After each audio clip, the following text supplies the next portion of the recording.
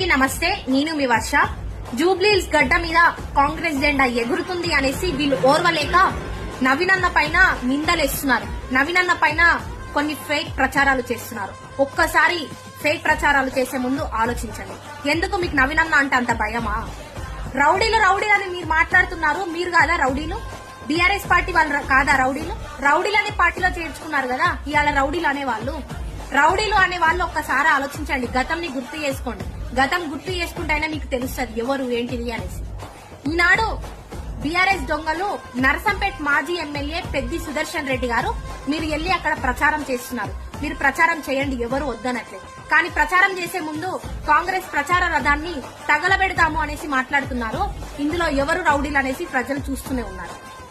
ప్రచారం రథాన్ని మేము తగలబెడతాము అని భయపట్టిస్తే భయపడే రకాలు అనుకుంటున్నారా? ఇక్కడ ఎవరు భయపడే వాళ్ళు లేరు. భయం అనేది మా బ్లడ్ లోనే లేదు. భయపడే పార్టీలో మేము లేవు. ఇది గుర్తుపెట్టుకోండి. ఎవరు రౌడీలు అనేసి ఇక్కడనే తెలుస్తుంది. చిన్న శ్రీశైలం గారి కుటుంబం కేసీఆర్ గారి కుటుంబాన్ని ఎంత ఆదుకుంది అనేసి ఒక్కసారి గమనించండి, తెలుసుకోండి తెలియకపోతే. కానీ వాళ్ళ కుటుంబం గురించి మాట్లాడేంత అర్హత మీకు లేదు.